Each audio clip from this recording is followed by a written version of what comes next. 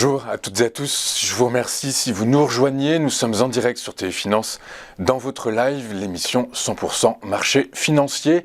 Et tout de suite, nous retrouvons en duplex Valérie Gastaldi pour les produits de bourse. Bonjour Valérie. Bonjour Louis-Antoine. Bonjour, je vous remercie beaucoup d'être avec nous ce matin. Je rappelle que vous êtes stratégiste pour Day by Day. Après 4 semaines consécutives de baisse, le CAC 40 a démarré la semaine en territoire positif. Malgré des catalyseurs microéconomiques solides, les investisseurs semblent rester attentifs à l'évolution de la macroéconomie et de la géopolitique. Les indicateurs de volatilité, le VIX et le VVIX, sont en repli mais toujours à des niveaux très élevés par rapport à leur moyenne historique. Que pouvons-nous en penser, Valérie ? Écoutez, il y a des choses qui partent un petit peu dans tous les sens en ce moment en macroéconomie et clairement, on va essayer de beaucoup simplifier, de regarder le CAC, puisque c'est quand même lui qui nous intéresse avant tout. Ce que l'on peut constater, c'est que depuis le mois de mai de l'année dernière, disons, on a un marché qui réussit quand même à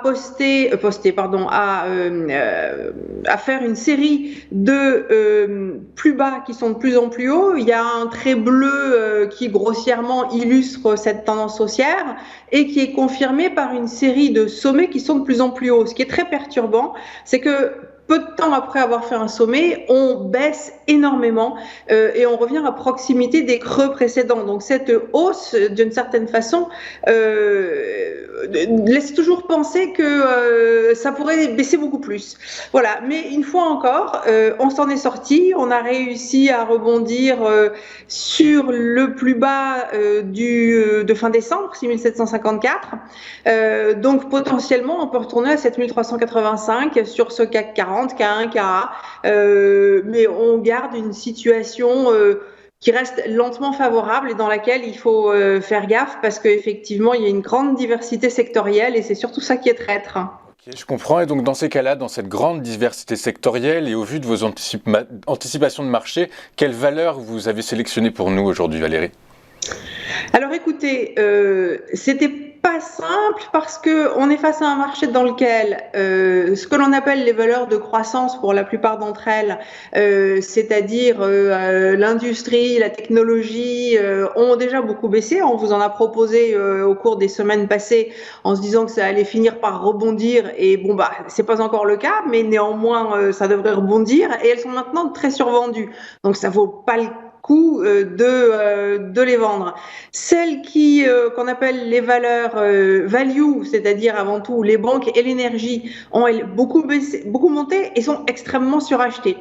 Donc, on est allé chercher quelque chose qui est ni clairement value, ni clairement croissance. Air France.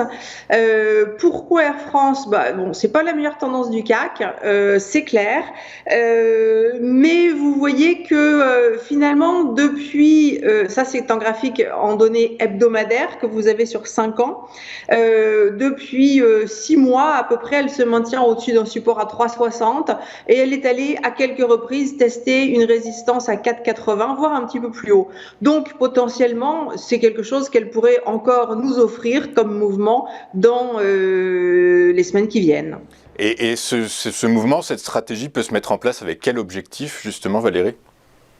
Alors écoutez, donc objectif à court terme, donc tout à l'heure on avait un graphique en données hebdomadaires, là on passe sur un graphique en données quotidiennes et sur le graphique en données quotidiennes, on a donc ce zoom sur la consolidation depuis le mois de juillet, disons, on voit qu'effectivement on a quand même une grosse résistance à 4,80, on a un premier trait rouge qui est à 4,40, mais celui-là justement ce qu'on anticipe c'est plutôt qu'il soit franchi, peut-être que ça va prendre encore une semaine pour franchir 4,40, mais l'objectif réellement est à 4,80